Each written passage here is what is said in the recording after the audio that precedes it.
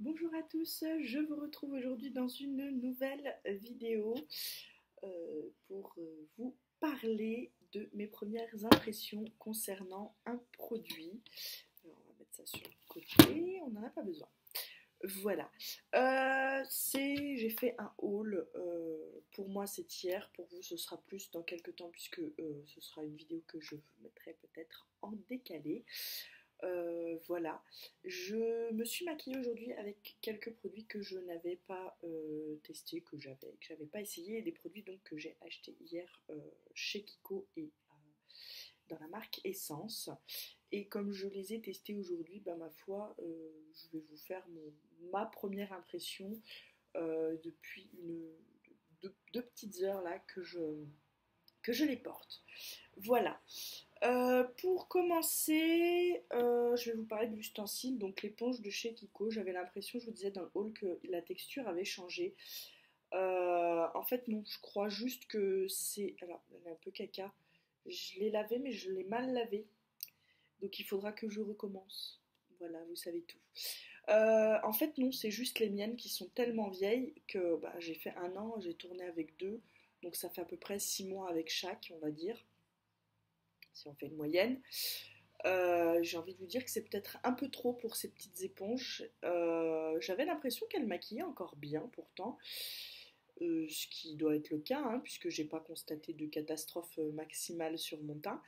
Mais juste, elles étaient vraiment abîmées et je crois qu'elles sont vraiment en fin de vie et il était temps que je les change. Euh, il faudra peut-être que j'en recommande sur Kiko parce que c'est toujours bien d'en avoir des qui sont pas toutes rêches et toutes bizarres. Voilà. Ensuite, j'ai euh, essayé ce fond de teint qui est le Liquid Skin effet seconde peau de, de Kiko que j'ai acheté en teinte warm beige. J'avais un peu peur en me voyant dans ma salle de bain que ça fasse bizarre, qu'il y ait un effet un peu masque, que la couleur soit pas tout à fait la bonne. Je pense effectivement qu'il est un peu trop jaune pour là maintenant tout de suite, mais d'ici quelques temps avec le soleil, je pense que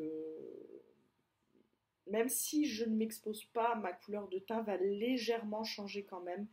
Et je pense qu'à ce moment-là, il sera parfait. Vous voyez, il se présente sous forme de pipette comme ça. Ce qui est très pratique pour le doser. Au début, j'en avais mis très très peu et effectivement, il fait vraiment un effet seconde peau, ce qui va être vraiment très appréciable là quand il va faire plus chaud qu'il le fait déjà maintenant. Vous voyez, je suis en débardeur, donc aujourd'hui, il fait entre 28 et 30 vers chez moi. Donc, je pense que quand il fera plus chaud, il y a moyen qu'appliqué en couche très fine, il fasse l'affaire. Voilà. J'aime bien, je le sens pas, j'ai pas constaté de trucs bizarres à l'application. Alors effectivement, j'en avais mis une première couche assez fine, assez étirée, et puis j'ai trouvé que c'était pas assez couvrant, donc j'en ai remis une autre, ce que je fais très rarement parce que généralement ça donne un effet tout de suite très bizarre. Et là, non, ça a l'air d'aller. Je constate pas de choses un peu étranges.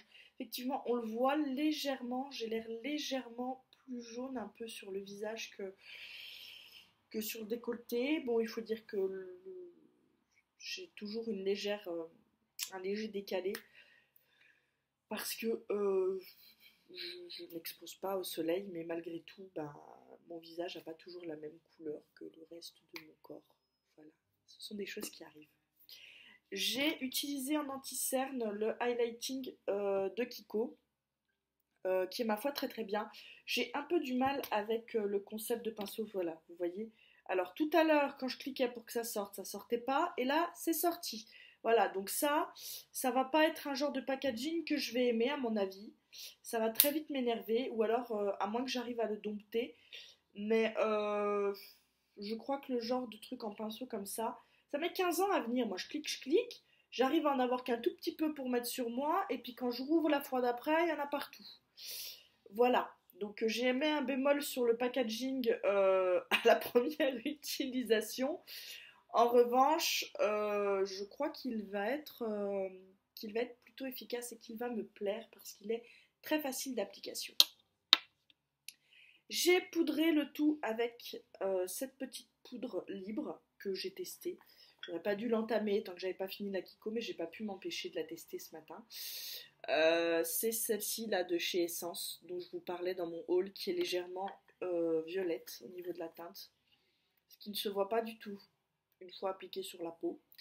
Donc c'est plutôt cool.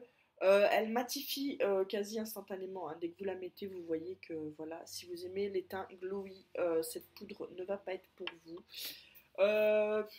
Qu'est-ce que j'ai à dire là depuis que je la porte? Je sens pas de tiraillement, elle est très très fine, elle fait pas d'effet de kiki ou d'effet de matière, elle marque pas la zone de sécheresse que moi j'ai pour ma part par ici. Donc, ma foi, j'ai envie de vous dire que pour l'instant, ça se passe plutôt bien avec cette poudre. Si ça devient un favori, je vous en reparlerai bien évidemment. Et enfin, j'ai testé cette petite palette que je n'avais pas testée jusque-là. Que ça fait un moment que je l'aime et que voilà, j'ai tendance à préférer des blushs crème. Donc là, que c'est de la poudre, ben, je peux utiliser. J'ai utilisé celui-là aujourd'hui. Alors, par contre, c'est une palette, donc ça, de chez Action. Mais alors, j'ai mis le pinceau une fois dedans, il y en avait plein dessus. Donc je me suis dit, oula, tu vas pas frotter comme une malade. J'ai tapoté et alors il a fallu estomper. C'était déjà limite trop d'avoir juste trempé comme ça. J'ai fait les deux joues. Voilà. Donc ils sont vachement pigmentés. À voir s'ils tiennent dans la durée. Je pense que je vais essayer là dans les jours à venir de plus l'utiliser, notamment peut-être pour essayer de faire un espèce de mini contour avec le trait clair qui est là. Le trait clair, le moyen quoi. Je ne vais pas faire mon contour avec celui-là au vu de comment je suis blanche, vous vous en doutez bien. Donc il faudrait que j'essaye pour voir. Excusez-moi, je suis à la limite de bailler et je me retiens. C'est très merdique. Je préfère vous le dire que si vous voyez que je fais une tête bizarre, c'est que je me retiens de bailler. Je ne sais pas pourquoi, dès que je parle beaucoup, j'ai tendance à bailler. Je crois que ce sont les cordes vocales qui s'échauffent et du coup ça provoque des bâillements. C'est très désagréable. On va passer ce fait, on reprend. Donc oui, il faut que je la teste un peu plus avenant, je pense, parce que je crois qu'on a un futur favori dans les mains là. Donc voilà, c'est tout. Aujourd'hui, vous voyez, je vous ai parlé de quasiment tous les produits que j'ai utilisés, à part le mascara. Sur les yeux, j'ai juste unifié avec le fond de teint. J'ai pas, voilà, j'ai poudré intégralement, j'ai mis du blush, un coup de mascara et roule. J'avais pas envie de faire plus parce que il fait chaud et que quand il fait chaud, j'ai pas envie d'avoir des tonnes de trucs sur la tronche, j'avais pas envie de mettre du fard à paupières, j'avais pas envie de... voilà. Donc j'ai fait très simple, de toute façon je ne sors pas de chez moi aujourd'hui, je me suis maquillée juste pour pouvoir vous faire des petites vidéos, donc voilà. Et ben c'était tout, donc je vais m'arrêter là et je vais continuer mon pré-filmage de vidéo, je pense que cette vidéo qui est la première que je tourne aujourd'hui sera la dernière que vous verrez. En tout cas voilà, c'est mes premières impressions sur ces produits. J'ai l'impression que je ne me suis pas trop trompée dans les teintes au niveau du fond de teint et de l'anti-cerne. J'espère arriver à dompter le côté il faut cliquer en dessous et ça sort dans le pinceau pour celui-là et que ça va pas me faire des cacas à chaque fois. J'aimerais bien que j'ai enfin trouvé un fond de teint pour remplacer le Maybelline, un correcteur pour remplacer le Maybelline que j'aime beaucoup mais qui est juste pas possible avec ce packaging en mousse là, c'est juste... Puis moi j'ai enlevé la mousse donc le mien est merdique. Je ne le rachèterai pas à cause du packaging. Quand je l'aurai terminé, il faut que je termine. Et surtout, je ne... J'aimerais trouver une alternative à mes deux petits Boeing de Benefit parce que c'est 30 € le petit pot quoi quasiment et j'ai pas envie, enfin je dis 30 €, c'est peut-être 25, je sais pas, mais c'est Benefit, on le sait, ça coûte un peu cher. Alors certes ce sont des produits qui durent très longtemps, mais moi je suis entre deux teintes chez eux et donc du coup il faut que je mixe la très claire et la médium. À voir. Voilà.